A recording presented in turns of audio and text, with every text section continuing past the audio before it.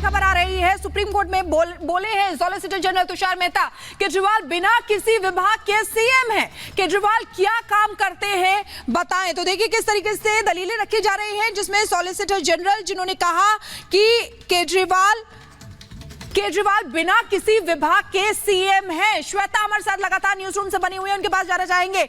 देखिए सीधे सीधे यहाँ पर आम आदमी की तरीके से यहाँ पर रख रहे हैं सॉलिसिटर जनरल अरविंद केजरीवाल को कि आम आदमी के लिए भी सभी वो नियम और कानून लागू होते हैं जो अरविंद केजरीवाल को के लिए लागू होते हैं। लेकिन बड़ी बात जो कही गई है वो ये कि बिना किसी विभाग के मुख्यमंत्री है। देखिए इस बात को चूंकि रखा गया था अभिषेक मनु सिंघवी की ओर से कि मुख्यमंत्री हैं अरविंद केजरीवाल, तमाम मंत्रालयों को संभाल रहे हैं, दिल्ली की फिक्र है और दिल्ली की जनता के वो जो अहम फैसले हैं वो किस तरह से रुके हुए हैं, जिस पर जवाब दिया गया है सॉलिसिटर जनरल की ओर से। वो कह रहे हैं कि आप जिन मंत्रालयों का जिक्र कर रहे हैं वो अरविंद केजरीवाल के पास है ही कहां, आखिर वो किस मंत्रालय को संभालते हैं, वो तो बिना मंत्रालय के ही मुख्यमंत्री हैं। इसका तर्क दिया जा रहा है, यानी कि जो बात कही गई है कि जमानत मिलना क्यों जरूरी है, जमानत मिलने के लिए जो आधार बनाया जा रहा है अभिषेक मनु सिंघवी की ओर से, उसमें ये ग्राउंड बहुत महत्वपूर्ण तरीके से रखा गया है कि आखिर जो सरकार है वो कैसे चलेगी जेल से। इसके लिए अरविंद केजरीवाल का बाहर आना जरूरी है और इस पर ये जो क्रॉस एग्जामिन है, क्रॉस एक तरह से क्वेश्चनिंग है, उस पर जो जवाब दिया गया है वो यही दिया जा रहा है कि आखिर ये किस तरीके की बात है। ये जो तर्क है ये बिल्कुल बेबुनियाद है, क्योंकि अरविंद केजरीवाल मुख्यमंत्री जरूर है लेकिन उनके पास तो कोई मंत्रालय ही नहीं है। बिल्कुल बात कही जा रही है कि ये किस तरीके के मुख्यमंत्री है और अब ये 2 बजे तक का इंतजार हमें करना होगा। बिल्कुल श्वेता, हमें 2 बजे तक का इंतजार करना होगा। और इसी बीच एक और बड़ी खबर अपने दर्शकों को बता दें, क्योंकि देखिए एक बड़ा आरोप और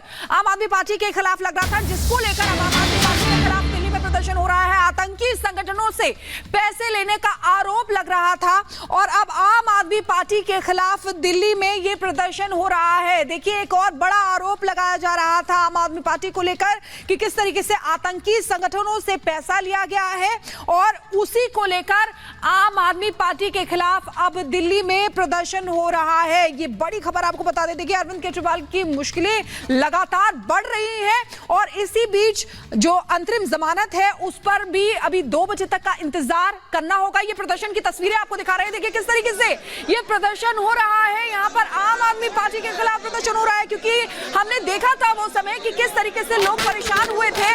अब आतंकी संगठन और खास तौर से आतंकी संगठनों से पैसे लेने का आरोप आम आदमी पार्टी पर लगा है और आम आदमी पार्टी के खिलाफ ये दिल्ली में प्रदर्शन हो रहा है।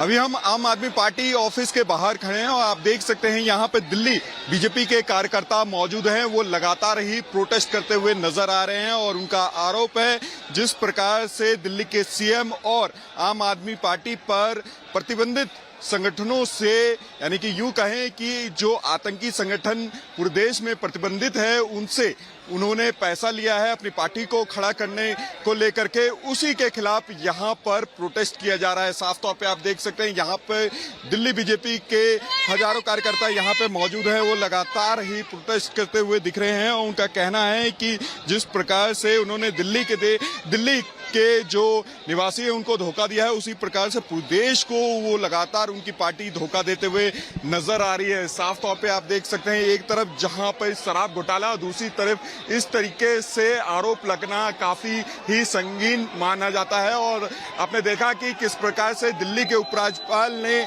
जो एमएचए को भी इस बात को लेकर के ये सिफारिश की गई है कि इस पूरे मामले में एनआईए की जांच हो। और साफ तौर पे आप देख सकते हैं यहाँ पर जो तमाम लोग हैं, जो वो कार्यकर्ता हैं, वो प्रोटेस्ट करते हुए नजर आ रहे हैं। लोगों से भी हम बात करने की कोशिश करते हैं। आप लोग प्रोटेस्ट में यहाँ पर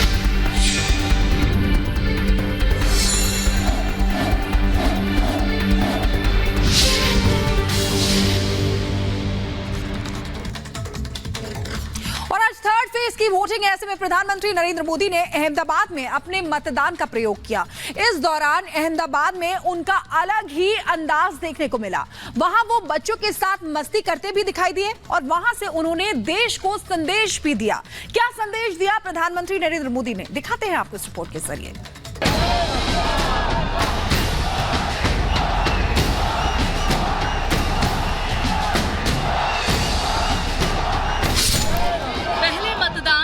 जलपान। लोकतंत्र के इस महामंत्र के अहमियत आज पीएम मोदी ने एक बार फिर से देश को अहमदाबाद से समझाई। प्रधानमंत्री मोदी आज वहां वोटिंग के लिए पहुंचे और उन्होंने देश में लोकतंत्र के आधार स्तंभ को मजबूती देने में अपना योगदान दिया। वोटिंग के बाद पीएम ने लोगों से वोटिंग का रिकॉर्ड बनाने की अपील भी की और लोगों से मिलते जुलते भी नजर आए। लेकिन अहमदाबाद में आज पीएम की जो बात सभी के दिल को छू गई, वो उनका भावनात्मक पक्ष था, जिसमें पीएम मोदी ने वोटिंग से पहले एक तरफ जहां अपने बड़े भाई के पैर छूकर उनका आशीर्वाद लिया, तो दूसरी तरफ वोटिंग के बाद जब वो बाहर आए तो वो वहां मौजूद बच्चों पर खूब प्यार लुटाते दिखे। खासकर पीएम ने जिस तरह से वहां मौजूद एक दिव्यांग बिटिया पर जमकर आशीष लुटाया, वो लोगों के दिल को छू गया। प्रधानमंत्री वक्त की बड़ी पाबंद है। मतदान के रोज भी पीएम का ये पक्ष देश ने एक बार फिर से देखा। पीएम सुबह सुबह ही अपने पोलिंग बूथ पर पहुंच गए, जहां गृह मंत्री अमित शाह उनके अभिवादन के लिए पहले से मौजूद थे। इस दौरान पीएम की एक झलक पाने के लिए लोगों का हुजूम भी उत्साह से भरा दिखाई दिया। पीएम की सुरक्षा व्यवस्था और उनकी गाड़ियों का काफिला आम लोगों के लिए असुविधा न बने, इस बात का भी पीएम नरेंद्र मोदी ने ख्याल रखा। पीएम मतदान केंद्र पर पहुंचने से पहले ही अपनी गाड़ी से उतर गए। वो इसके बाद पैदल ही गृह मंत्री अमित शाह के साथ चलकर पोलिंग बूथ तक गए, जहां उनके बड़े भाई पहले से ही मौजूद थे। इसके बाद जब पीएम मतदान केंद्र से बाहर आए तो उन्होंने वहां लोगों से मुलाकात भी की और अपने समर्थकों को ऑटोग्राफ भी दिया। इसके बाद पीएम ने वहां मौजूद मीडिया के साथियों को संबोधित किया। पहले उन्हें अपने स्वास्थ्य का ध्यान रखने को कहा और देश के लोगों से लोकतंत्र के इस महायज्ञ में ज्यादा से ज्यादा आहुति देकर रिकॉर्ड वोटिंग की अपील की। आज तीसरे चरण का मतदान है। मैं देशवासियों को विशेष रूप से आग्रह करूंगा कि लोकतंत्र में मतदान ये सामान्य दान नहीं है। हमारे देश में दान का एक महात्म्य है और उसी भाव से देशवासी ज्यादा से ज्यादा मतदान करें। पीएम ने लोकतंत्र के इस महापर्व में वोटिंग के बाद जहां जनता को मतदान की अहमियत समझाई, तो वहीं लोगों से रिकॉर्ड वोटिंग की अपील भी की। पीएम ने वोटिंग के बाद जनता को अपने अगले दौरे का प्लान भी साझा किया। मेरा गुजरात में मतदार के नाते यही एक जगह है जहां मैं रेगुलर मतदान करता हूं और अमित भाई यहां से भारतीय जनता पार्टी के उम्मीदवार के रूप में चुनाव लड़ रहे हैं। मैं कल रात को ही आंध्र से आया हूं, अभी गुजरात में हूं। मध्य प्रदेश जाना है, महाराष्ट्र जाना है, फिर तेलंगाना जाना है। तो इतने कम समय में मैं ज्यादा बात तो नहीं कर पाऊंगा, लेकिन मैं गुजरात के मतदाताओं को भी और देश के मतदाताओं का भी हृदय से आभार व्यक्त करता हूं, जो उत्साह उमंग से मतदान में हिस्सा लेते हैं।